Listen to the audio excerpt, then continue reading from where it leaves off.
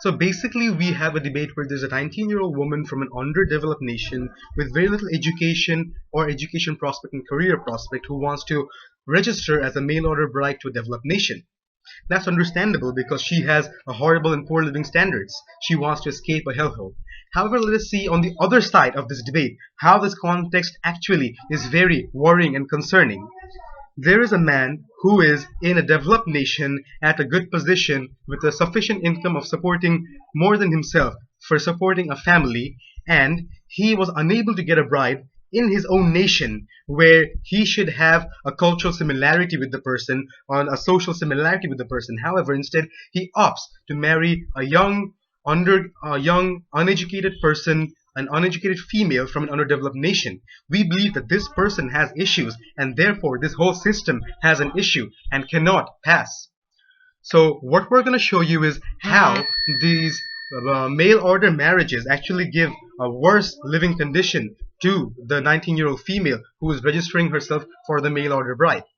To show this, we're going to show how the living standards, if not get worsened, are actually just as bad, how this is an immigration scam, and also thirdly, how it opens up a floodgate to crime and social problems. Now, let us see what the government side has come up with today. The first thing they talked about is how in this process the man pays the agency and the girl money in exchange for marriage. Technically, a sex is an important part of marriage, and when you're paying for that, you're technically engaging in international prostitution, and that's not something that we accept. Okay, fine, maybe it was a slip of tongue.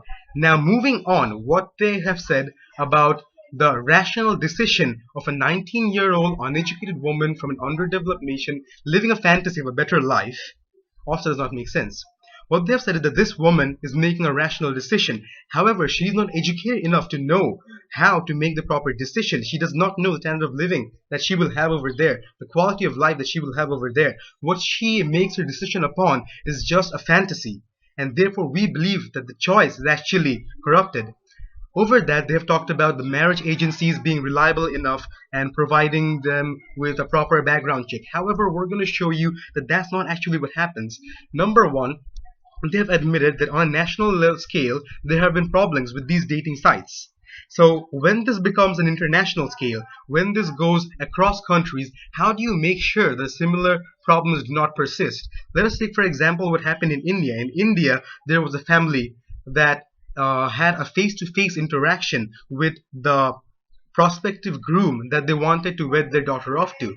They did a proper background check, everything checked out properly. However, after the marriage, the groom ran away with all the gold and jewelry that belonged to the girl just on the second day of marriage. So we have seen how this has failed even when there is physical presence and checking. So how do you make sure that these marriage agencies are actually that reliable that even though you're not physically meeting the person or interacting with the person, they'll still make sure that you are not exploited across nations? So technically now we move on to our own constructives. First of all, we will show you how the standard of living is actually, if not worse, still just as bad as the nation the girl escaped from. So number one, what happens is fine. You go to the other nation, marry. What technically takes place? You are not educated enough. Maybe you're in a nation whose rituals and customs you do not understand, whose language you do not share. Therefore, you are in a society that is completely alien to you. And therefore, you are having problem integrating yourself into the society. Do you think you will actually have a good standard of living when you're going someplace you have no idea about? Over that, how would you actually have a proper living standard if you're getting all the basic needs and some more? First of all, yes, let's consider the husband is good enough to provide you with the basic needs. But what would you do after that? In an underdeveloped nation, this woman technically would be expected only to do household jobs. Why? Because she's not educated enough to go and work in an office. A similar thing will happen in this nation as well.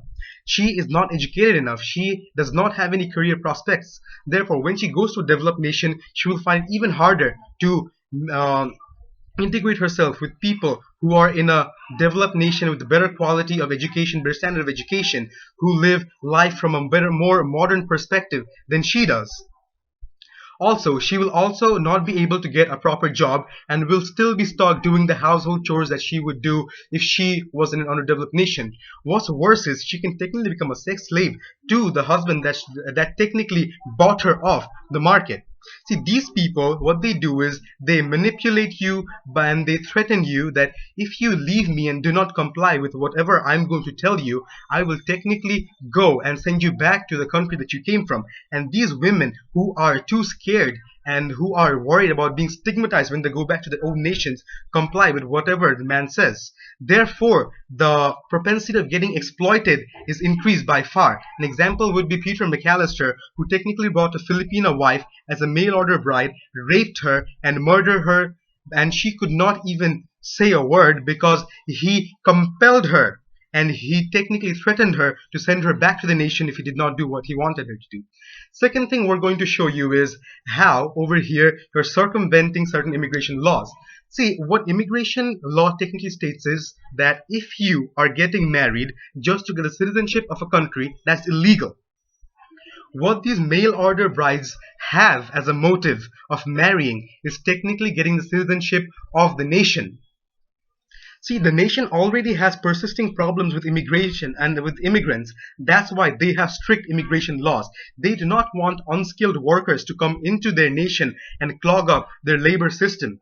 What happens when you do that is there are people who are working menial level jobs. There are people who cannot afford the basic necessities, and increasing the government's pressure on providing healthcare and free healthcare to these people. They are filling up the slums. So what happens is when these people come, they have an agreement with the husband. Okay, fine, I'll come over here. I'll even pay you by selling off whatever I have over here. I'll come here and I'll grant you some favors if and only if you allow me to get immigration into your country. See, what happens after that is that these marriages do not even stay more than 1 or 2 years. When the woman then decides, okay, or the man then decides, okay, fine, now I can technically get the money of her by committing her to illegal methods or committing her to the illicit ways of life that exist in my country, or I can just sell her off, or she may just leave and lead a life as worse as she would have in the nation that she was living in. Because with her education, she cannot actually get a proper job over there as well. So technically, the living costs rise up. She does not have a job, and therefore her propensity to join into the criminal life increases.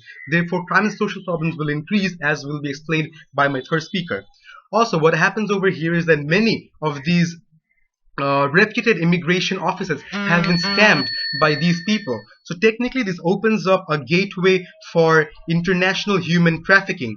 Over that, we're also seeing that the opposition might come and say that no, the husband might technically be a good person and offer you education, training. That will not happen because first of all, this husband has actually brought you over here knowing that you're uneducated. Therefore, he wants you to be his household worker and do according to his demands. Therefore, we're seeing how the objectification of women is coming over here. We're seeing how this is technically giving a lower social status to them than they would have faced in their own nations. For example, the Filipina who was raped by McAllister would not have been raped and murdered if she was in Philippines rather than if she was in USA. Therefore, we have shown you the worst standard of living that this person will fail and how this is an immigration scam. Thank you.